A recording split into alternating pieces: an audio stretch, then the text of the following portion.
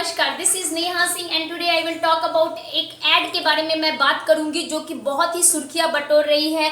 और इस ऐड को बनाने वाली कंपनी ने एक स्टेटमेंट पास किया है जो लोगों से माफ़ी मांग रही है और अल्टीमेटली अपने जो भी उनकी ऐड थी उसको उन्होंने वापस ले लिया है। तो क्या है ये पूरा मामला, कौन ऐसी कंपनी है और उसने ऐसा क्या किया कि जिन्हें उन्हें एक अपॉलॉजी लेटर पब्लिश करना पड़ा है, पास करना पड़ा है, स्टेटमेंट देना पड़ा है और लोगों से माफ़ी मांगना पड़ा है।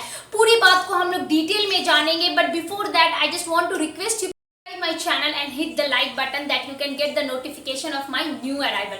तो let's start today's session। जैसा कि मैं बता रही थी कि ये एक ऐड की बातें मैं कर रही थी। यस, डाबर ने एक ऐड लाया। डाबर एक बहुत ही बड़ी और बहुत ही पुरानी कंपनी है। उसने एक फेयरनेस, उसकी जो एक फेयरनेस क्रीम है उस क्रीम के ऊपर उसने ऐड लाया और उस ऐड में दिखाया जा रहा है कि दो लड़कियां करवा चौथ मना रही है। करवा चौथ जो एक हिंदू फेस्टिवल है और ऑल ओवर द इंडिया इसको बहुत ही जज्बे से और बहुत ही मतलब जोश से इसको मनाया जाता है। हम सारी लेडियां जो करवा चौथ मनाने का जो हमारा पर्पस है वो हमारे जो बेटर हाफ है उनके वेलबींग के लिए, उनकी सलामती के लिए, उनकी लंबी उम्र के लिए हम लोग ये फेस्टिवल सेलिब्रेट करते हैं इंडिया में बेसिकली।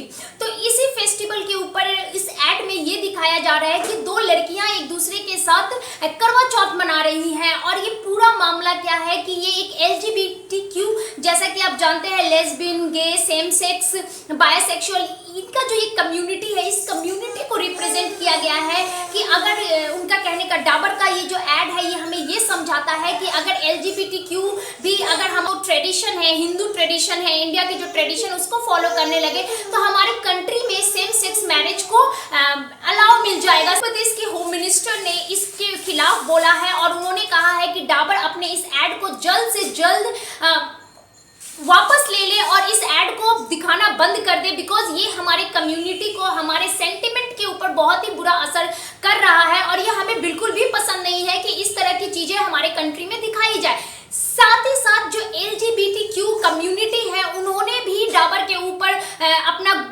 गुस्सा, अपना नाराजगी दिखाई है और उन्होंने भी कहा है कि कोई हमारा नाम लेके अपनी पब्लिसिटी ना करे, कोई हमारा नाम लेके अपने प्रोडक्ट को ना बेचे। हम जैसे हैं, जो है, हम लोग बहुत सही है, बहुत खुश है और हमने किसी भी तरह की सपोर्ट की और इस तरह के फेयरनेस क्रीम, फेयर हो जाना और गोरा दिखना और सुंदर दिखने से लोग हमें एक्सेप्ट कर लेंगे, ये सारी बातें हमें बिल्कुल भी पसंद नहीं है। तो डाबर को अल्टीमेटली दोनों तरफ से सुनने को मिल रहा है। हमारा गवर्नमेंट भी उसे फटकार लगा रहा है और LGBTQ जो कम्युनिटी है उसके को लेकर जो उन्होंने ये ऐड लाया है वो भी कम्युनिटी उसके अगेंस्ट आकर खड़ी हो गई है। तो ये है पूरा ऐड का पूरा मामला कि उन्होंने क्या किया और किस तरह से लोगों के सामने आया, लोग किस तरह से उसके ऊपर गुस्सा किए। अब हम लोग जानते हैं कि हमारी कंट्री में ये जो LGBTQ या सेम सेक्स मैरिज का क्या स्टेटस है, क्या हमारे गवर्नमेंट इस चीज को एक्सेप्ट कर लिया है। तो मैं सेंट्रल गवर्नमेंट की अगर बात करूं तो सेंट्रल गवर्नमेंट इसके बिल्कुल खिलाफ है। सेंट्रल गवर्नमेंट कहता है कि शादी या मैरिज उसी को हम लोग रजिस्टर मानेंगे जो दो बायोलॉजिकल मेल और फीमेल के बीच में होगा। दो मेल या दो फीमेल के बीच में या ट्रांसजेंडर के बीच में जो शादी होगा उसको वो लोग बिल्कुल भी नहीं मानेंगे और बिल्कुल भी एक्सेप्ट नहीं करेंगे। तो ये है हमारा सेंट्रल गवर्नमेंट की बात है।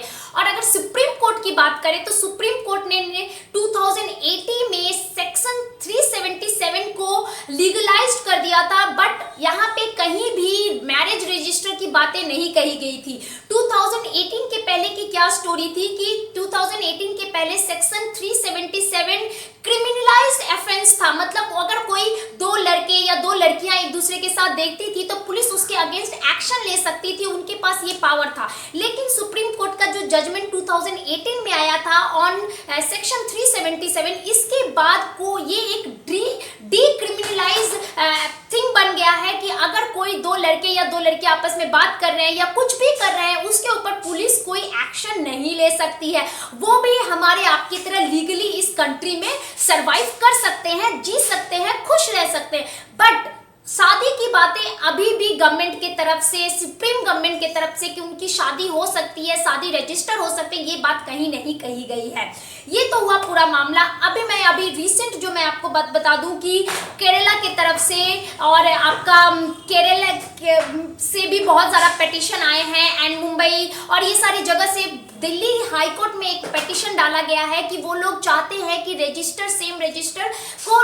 सेम सेक्स रजिस्टर को लीगल कर दिया जाए, उसके रजिस्ट्रेशन की परमिशन दी जाए और इसके लिए इसकी सुनवाई दिल्ली हाई कोर्ट में 30 नवंबर को की जाएगी।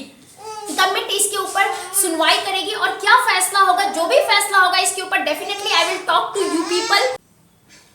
तो ये है पूरा मामला। जैसे कि मैंने आपसे इस वीडियो में डिस्कस किया कि डाबर का क्या ऐड था और किस तरह से LGBTQ ऑफेंस हुआ, किस तरह से हमारा गवर्नमेंट ऑफेंस हुआ, हमारे लोग ऑफेंस हुए, और ये पूरा मामला मैंने आपके साथ डिस्कस किया। ये जो बातें हैं कि अगर कोई कॉर्पोरेट कंपनी अगर कोई ऐड लाता है, उस ऐड को वापस लेना, it's a very common thing. अभी पिछले साल ही हुआ था, फैब इंडिया ने एक दिवाली के ऊपर एक ऐड जारी किया था जिसने उसने एक स्पेसिफिक टर्म यूज किया था, जश्न रिवाज। इस टर्म को लेके हिंदू कम्युनिटी में बहुत ज्यादा गुस्सा आया कि क्यों लोग बार बार हिंदू कम्युनिटी को ही टारगेट करते हैं, why not other community.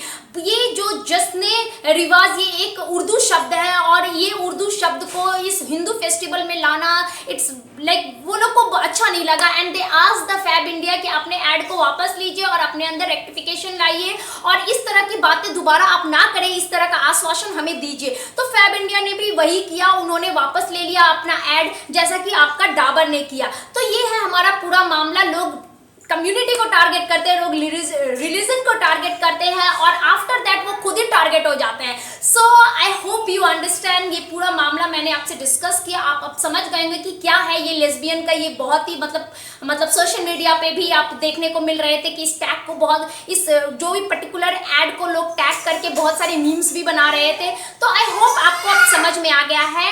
If